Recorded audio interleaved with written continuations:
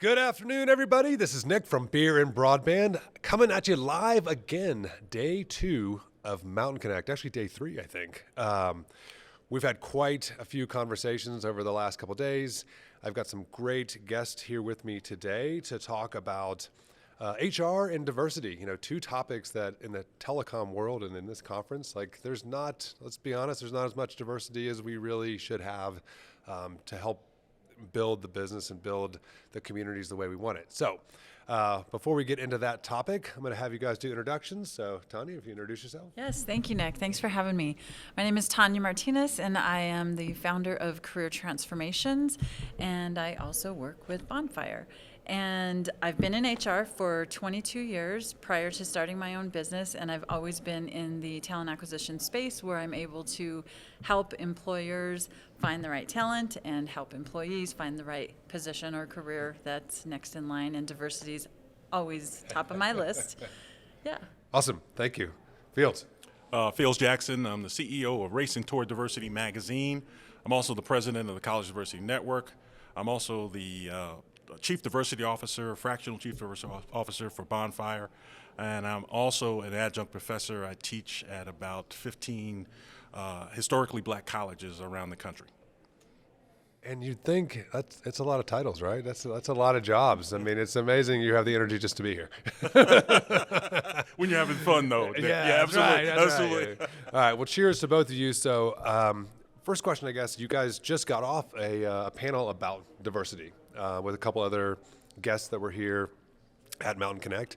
I guess, you know, in the time you've been here and in the discussion, like, what's your observations in being at an event like this that is, honestly, you know, it's historically, there's probably 800 people here and not a ton, the diversity. I mean, we just look around, right? Look at the people. So what's your impressions? What's your first kind of gut feel? Yeah, you know, walking around, this is somewhat of a new industry for me, and walking around, I definitely felt like I was one of a few women, Hispanic women, walking around, and so definitely know the importance of diversity from an HR perspective. Being, you know, I've been in it, I'm a minority myself, so I understand the importance of it. So it's definitely a space where we need more of it, definitely. What do you think, Fields? I see a lot of opportunity. That's a good way to put it. Because again, now it's an industry that's been closed, but now there's a lot of money coming in, and people are looking at open access, and you're looking to serve underserved communities. Yeah. Well, in theory, those aren't going to be the communities that were here. Right. So if that's the mission, right? Yeah. That's the mission. The mission's to go, if I'm on Earth and the mission's to go to the moon, then you got to do some different stuff. So I see it as a great opportunity now to introduce folks to a incredible industry that now needs to sort of pivot, right? Yeah. And because you're successful because you serve this community. Now you have to serve somebody else. So now you got to sort of readjust.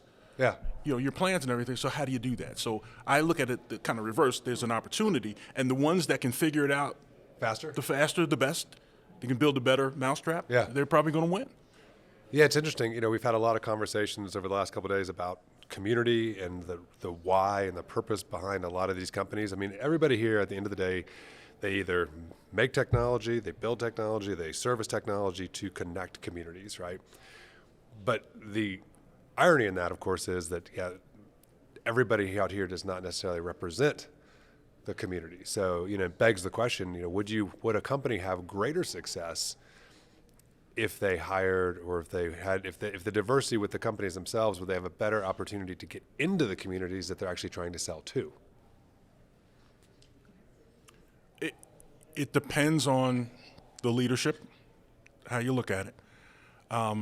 If you're going into a new community, how best to serve that community? Do you go in with a heavy hand? Yeah. And again, this is the beauty of America. I guess if you're in Russia, you can get away. Hey, this is the way you're going to do it. Right. You know, you got no choice, right? Right? Yeah. You click your heels, and you kind of move. You know, Yeah. or you end up in jail, right? Right. In America, I got choices. So if you're coming in with a heavy hand, is that going to work in a brand new community that doesn't, or you come in, you know, with flowers? You see what I'm saying? And Yeah. so how you approach that community, and then if if a representative is now speaking for you in that community, does Yeah. that change versus, well, who's this guy, right? Yeah. Versus, oh, that's Reverend, so, Yeah. whatever he's saying, Yeah. I'm probably going I may not buy it, Right. but I'm probably going to listen to that versus a guy that just showed up and he's got a suitcase and it's like, okay. So Yeah. part of that is that how do you now, build trust, right? Yeah. You're not just selling something, it's a one-time sale. Yeah. It's a long-time thing. So I got to build trust. You got to believe me. You got to pay me over time. Yeah. If you got problems, I want to hear them. So you have to start that. So how do you start that process, which is a long-term process? So let's talk about, I guess, Let me just add to that. We also, in our panel, we also discussed, going into these underserved, underrepresented communities where there is not trust. They don't trust people. So I think coming in with a strategy Yeah. around how do we market in this community, how do we let them know that we're here, what we're doing, and build that trust from a very early stage so that they know when they see your truck what you're doing in their community, how you're going to impact their community. They're a little bit more open to welcoming. yeah, I think it's an interesting point. Like, how does the diversity affect the brand, right? A brand of a company, right? So if to your point, if you roll in with a truck and I'll pick on the cable companies, right? There's cable companies that have the worst, customer satisfaction rating, I think, ever of anybody, right? People just hate them. It's like a 3 Cable guy. NPS There's or a movie about it. The Yeah. cable guy. It's like, So I think, those trucks roll in, it's like, Yeah. I don't trust that guy at all, So that's not obviously what you want. So the companies here, right, you want to be able to hey, they see the truck, okay, I can relate to that person. They're trustworthy. They're not here to screw me, right? So I guess let's talk a little bit about the hiring though, right? So I think it goes without saying that there's a lot of jobs in this industry, in broadband specifically, telecom, all this. There's a massive amount of new jobs being created. What should people what should they be thinking about to try to capture talent that is maybe not like them? Because, the reality is a lot of the hiring managers, and they look like me, right? And they're not it's not as diverse. So what should they be thinking about from a hiring perspective? I think organizations need to really start at the top. We talked about this in the panel as well. If your leaders don't value diversity, then we all need to get around a room and talk about it, because it can't start in the middle and go downward. It has to start from the top. They have to sell it, teach it, educate, collaborate around diversity, and then take it out, into the communities. Think diversely on how you post positions.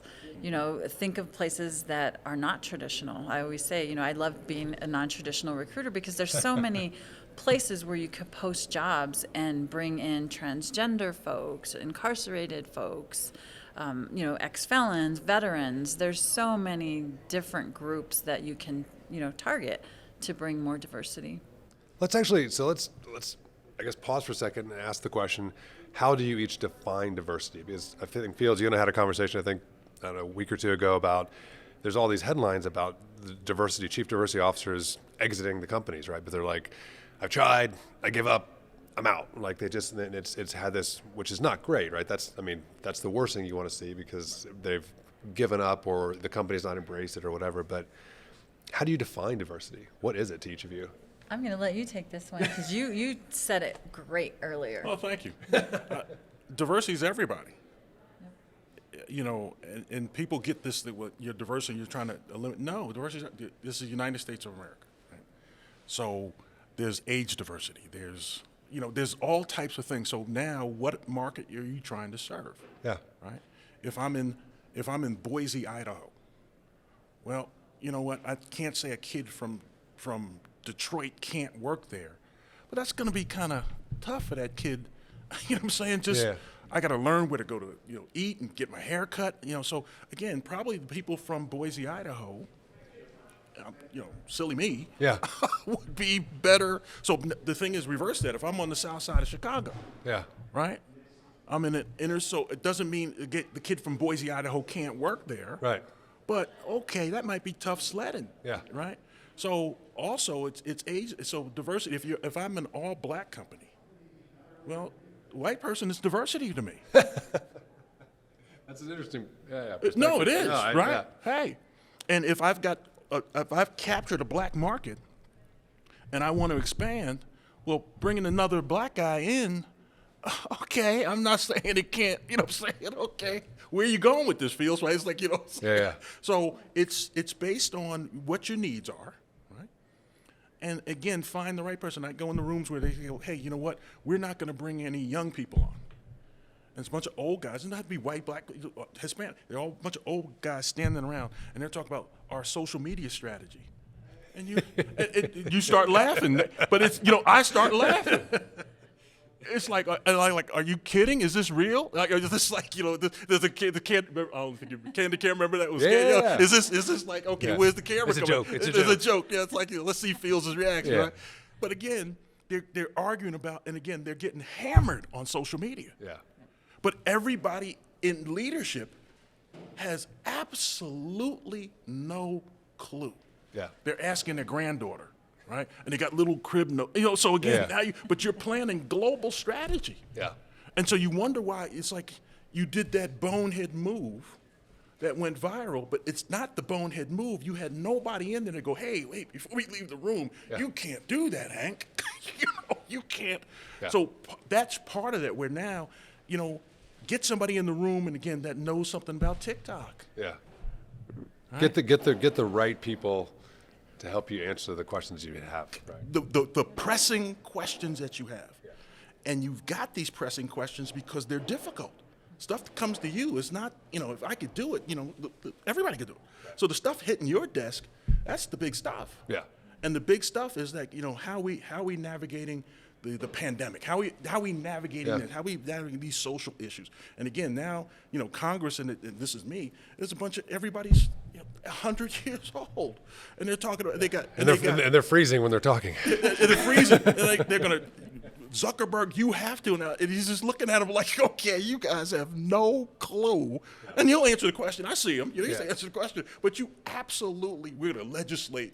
That's Yeah. like, okay. So long answer to your question. No, it's a great point. I think, you know, and I think that I think sometimes people get too caught up in diversity being literally just, you know, race or It's not. sex or trans. I mean, that kind of, you know, And you those get hung pieces, up and there. You get hung up, and then you they get can't defensive. get out of it. You get defensive around. Okay, you're trying to do. No, you know, we're trying to help. Now, if you don't need the help, okay, hey, good.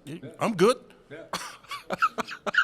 I think it's also the key to, and maybe this is even part of the hiring, is like know your audience, right? Know who you're trying to go after, because, you know, and this is I'm probably not, maybe it is a good example. So obviously, since we're drinking beer, so Bud Light, obviously you guys know the whole situation with them, and like, I you know, in some ways as a marketer, like I can did you guys talk about this in the? No. Yeah. So, but I mean, I think it's an interesting case study, because they, as a company, like clearly their CMO who got fired now, you know, she was trying. I mean, I'm not really sure of the goal, but like she was trying to do something and be progressive and do something, but at the same time, she didn't know her audience, and so her audience was a specific group of people, and she diversified from away from that.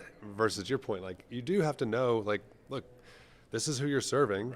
Just like with broadband and with technology, the difference is obviously with broadband and with any of this stuff is the audience is the United States of America, and so that is a diverse pool versus Bud Light drinkers. No offense to Bud Light drinkers, but it's not my thing. Tastes like water. That's right. Go Modelo. Hey, I like Modelo.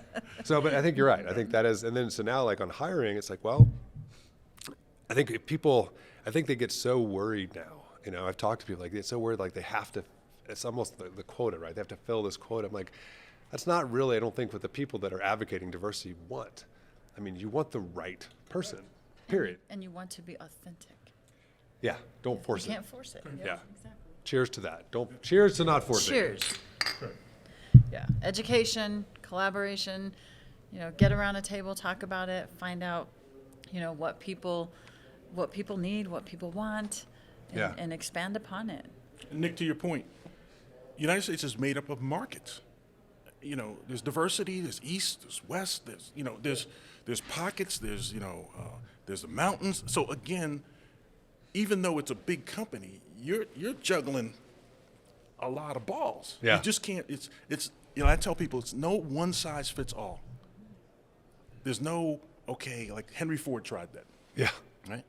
You can have a Model T any color as long as it's black. Right? You said it. It's true. Yeah. Right. His competitors made him rethink that. Yeah. Right.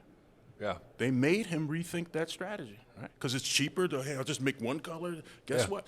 Cadillac and everybody else came out with, you can have your own color. And guess what? The old man changed, you know what? He came off that horse. Yeah. Right? So part of that is that now as you approach those, now the thing is now how the difficulty is having that leadership that can juggle all that. And it's almost like Barnum and Bailey. You got the circus, you got all this stuff going on. Yeah. Who can, you can handle the clowns and the guy that, he's strong again. But that's a skill set. It's right? true. It's true. Because there's people there to see the clowns. There's people there to see the lion. So everybody, What's their own thing? But as opposed to, we're just doing lions. Well, Yeah. okay, I'm not into lions. But again, how do you sort of, so there's people that, and even CEOs, they don't stay there long. It's a tough thing. Diversity is also just as tough, and that person needs to be in the room, right? To say, just to be that voice in the wall that says, hey, we're wrestling with our social media strategy. And I'm like the cheerleader. Goes, Yeah. What about young people? Who said that, right? What about? It's getting past the bias of, and this is rampant in technology, is that if you're 22, 25, whatever, like you do not have the chops or the experience to be, you don't have the idea to provide input into this conversation, which is wrong completely, because honestly, they could have way more insight and knowledge about how to do in that space. Yeah, in that space. In that space. Yeah, Now, not everywhere if else. I'm talking about benefits or something, that maybe not talking to you because you're not thinking about benefits. Yeah. I'm not thinking about that. For sure. But Yeah. I'm going to not have you in that conversation. But there's certain conversations where I need your input. Right. And I need you to feel valued and et cetera. So if you could figure it out by yourself, you wouldn't employ anybody else. For sure. All right. Well, so let's. This is great insight. I really appreciate you guys taking a few minutes out of your busy day for this. What's the one thing I guess we could leave on to say? If you're talking to any of these people, any of these CEOs, any of these leaders, what would you tell them? What would you tell them as like the one nugget, the one piece of advice as they leave and they continue on the rest of the year? What's the one, like, what should they be doing? What could they do to get better? And just in the kind of the whole diversity, hiring, all that realm. Open your mind. Open your mind. If you don't know, ask, because there are so many people out there that are passionate about it, that talk about it all the time. There's so much support out there. There's programs out there that compensate you for hiring diversely. I talked about it in the panel, the WOTC credit, WOTC, Work Opportunity Tax Credit. It's a federal, fund that you get paid to hire diversely. So look at, the opportunities out there. There are so many. All right, open your mind. Fields, what do you got? Do your homework. No matter what you're facing, there are people that are really good at that. If I need an open heart operation and I haven't checked out and said, hey, I don't care, but I want to live for my I'm not going to low bid this thing. You're not going to go to the vet and say, hey, I don't need an MD. I'm just going to go take to a little bit off the top, but so I'm going to find out who's the best at doing this. Awesome. I'm going to ask around. So again, with diversity, if it's you hear it, okay, and you're hearing the negative, but okay, I'm going to underserved communities. So if I put those two together, well, this is something. If I'm going to this community, this ain't going to go away. Yeah. Okay, so if that iceberg, I see it. Okay, it's not going to go away. How do I not hit this thing? Yeah. And what I love to do is, let's get you around, because again, I tell my kids this, I don't know a lot, but I know a lot of people who do. I do. And the people that know me, they say, hey, I don't know, but I got a guy. Yeah. And you've been there, Yeah, right? yeah. I got a guy. Yep. And so I don't know about this, but I'm going to put you in contact with some people that, they're really good at this. Now, you may not take their advice. Yeah. But I just listen, just sit down, listen. But you're doing your homework. But you're doing your homework, and now let's get you around the people who are really good at this. I don't want to get you around the people who are losing. Yeah. They're getting sued all the time. I want to get you around, okay, so if I want to play football, I want to get you around Nick and Dabo. So again, okay, who's winning? And now I start to see, well, why are you winning? And again, if I've got the credibility, and again, now it's the trust. Yeah. Because I'm asking people that have real busy to give me their time. Yeah. Right? To say, hey, don't step on this landmine. Yeah. That's what you're looking for. Yeah, for sure. Don't step on, I did this. Don't make mistakes already made. Because I did it. Yeah. Right? And sometimes so when people start fighting things, and again, so if this is important to you, get around, and if it's me or it's Tanya or folks at Bonfire, there's people that have sort of figured this out. So I would say to those folks in the industry, find those people. If it's not me or somebody else, there's LinkedIn, there's all kind of stuff you can go to, and just say, hey, next time I'm playing golf, hey, send me over to your chief diversity officer. I'm seeing this guy is, you didn't fire him. There's everybody quit, but this guy is, this guy's so maybe we'll go golfing. So, hey, how did you do this? What did you do? And so part of that is now that person can help you navigate that if you want to do it. Now, if you don't, it becomes, it's chatter. Yeah. Right. You go in and you talk about underserved, and you know what? The people that are underserved, they see it. Right? Yeah. So to me, it's just doing your homework. And again, if you want to climb Everest, whatever you want to do. Yeah. If you want to learn how to play golf, and you walk in and Tiger Woods is my swing coach. And you go, oh, you know what? Fields may not play, but you know what? You got a good coach. He's serious, right? Awesome. Well, guys, I think that's great feedback for the audience to listen to think about, especially as we continue with the amount of funding and hiring and activity in this broadband space. Thanks again, Fields, Tanya. Cheers to you, and we will see you on the next episode. Cheers.